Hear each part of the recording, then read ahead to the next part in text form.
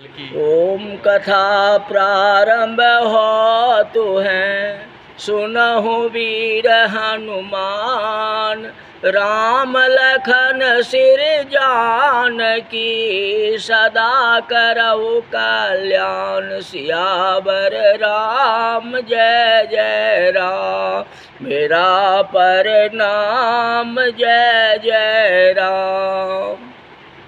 शिव ही below के ससंग वो मारो, शिव ही बिलो के ससंग वो मारो, भय जथाधिति सब संसारो, भय जथाधिति सब संसारो, सौरभ पल्लव मदन बिलोका, सौरभ पल्लव मदन बिलोका, भय वो कोप कंप त्रैलोका, भय वो कोप कंप त्रैलोका, तब शिव ते शरण उघारा,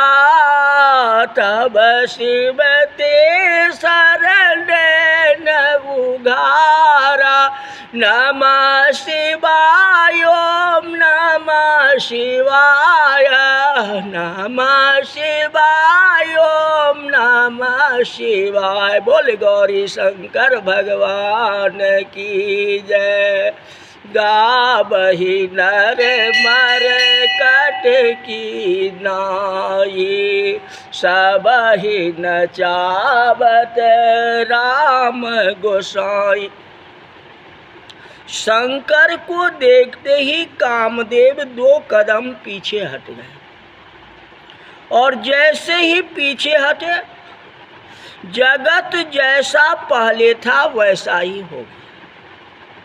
शिव दर्शन का प्रभाव इतना तेज था,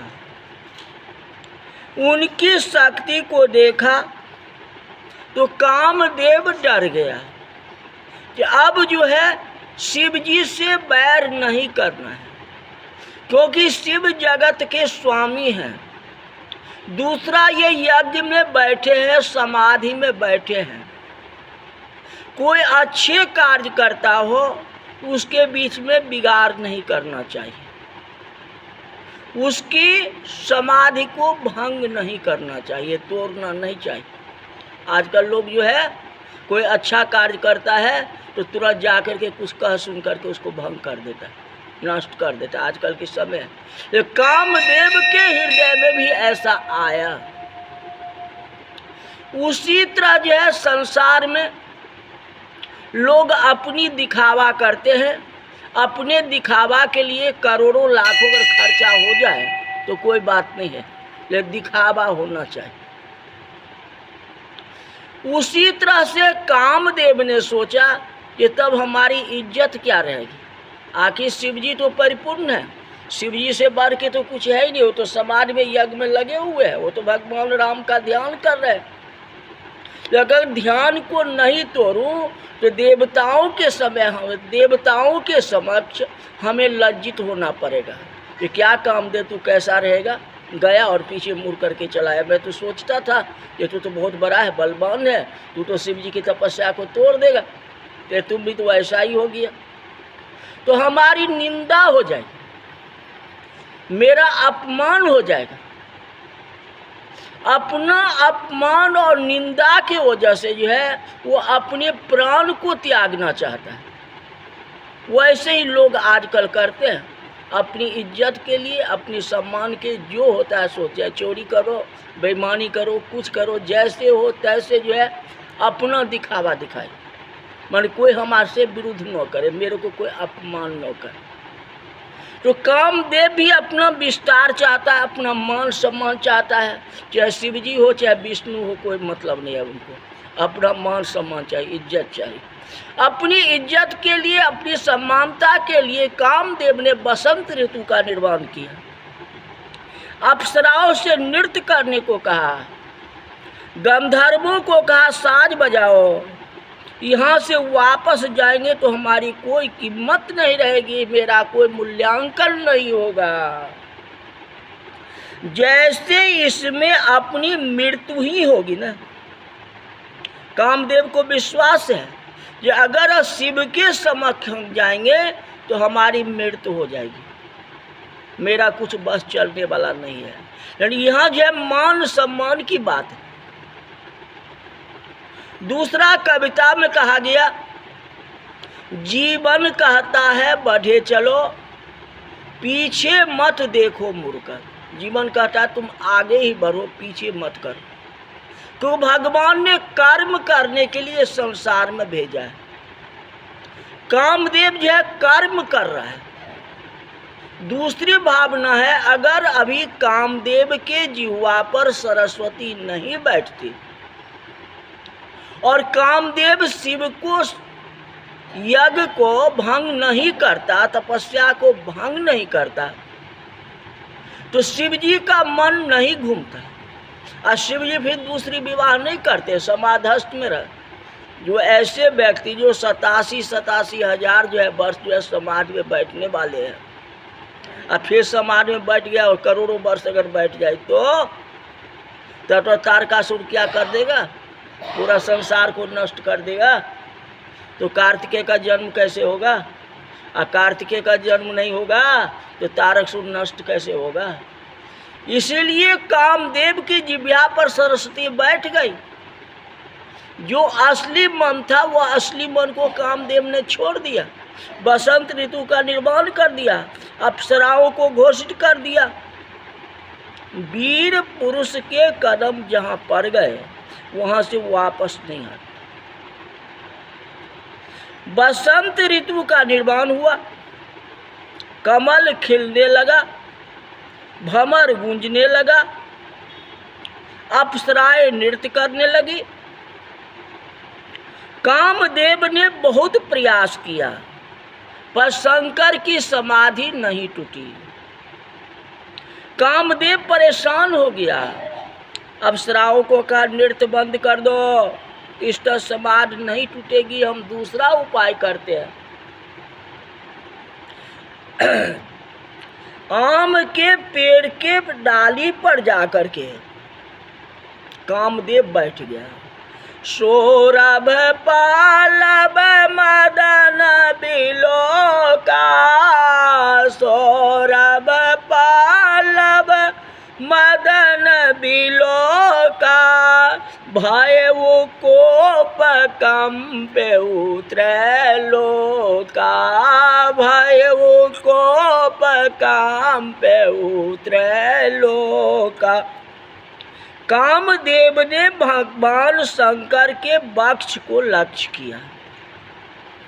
कामदेव फूल का धनुष बाण रखते हैं, उस पुष्प धनुष की डोरी कामदेव ने खींची और भगवान शंकर के वक्ष का लक्ष्य लेके प्रहार करने की तैयारी की। जैसे ही डोरी खींची उसी समय ब्रह्मांड से आवाज होने लगी, यदि कामदेव भगवान शिव की समाधि तोड़ेंगे तो महादेव संहार कर देंगे, अपने नेत्र को खोल देंगे। शिव की आज्ञा है, शिव का कानून है, जो नहीं दंड करहु खल तोरा, भ्रष्ट हो श्रुति मार्ग मोरा। शिव जी सबको दंड देते हैं, कोई भी हो अगर उनके साथ अपराध करता है तो एक छोड़ते नहीं। अब तो शिव जी को गुस्सा आ जाएगा, और गुस्सा आ जाएगा और तीसरा नेत्र खोल दिए तो संसार ही खत्म हो जाएगा। सारे देवी देवताओं जो है भयभीत हो गए।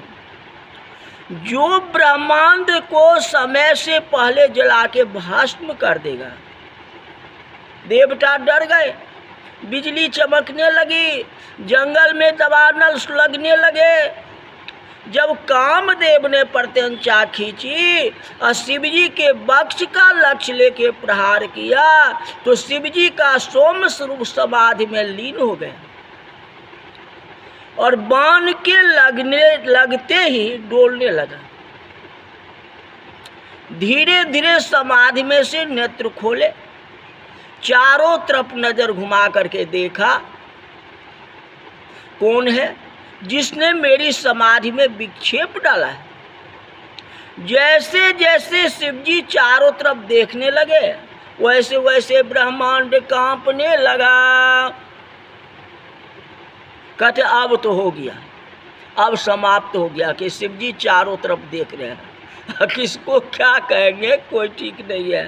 शायद जगत को नाश करेंगे, पर देखते देखते उनकी दृष्टि सामने की ओर गई।